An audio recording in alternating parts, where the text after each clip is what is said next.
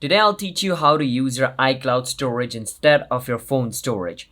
So for that you need to first open your setting.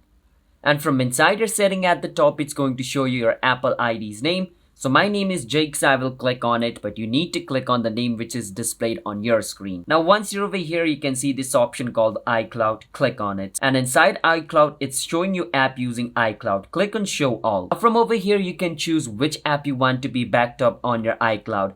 So as you guys can see, most of my apps are turned on, but let's say you just want your photos to be turned on, you can turn all of these off. Like right beside over here, there are sliders, just turn these off, click on delete from iPhone. And what this will do is all of the data that is stored on your iCloud of that app is going to be removed. You need to keep that in mind as well, alright? So if I click on where it says Safari and I turn off Safari, what is going to happen is every data which is of Safari that was stored on my iCloud will be deleted.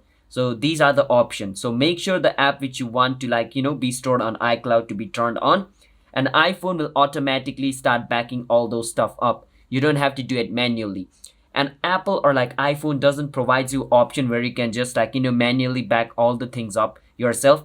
iPhone will automatically do it. And remember, you also have only 5 GB limited space on iCloud. If you pay for it, you're going to get unlimited space, but if you're using the free version, you're only going to get 5 GB free. So you need to keep that in mind as well, alright?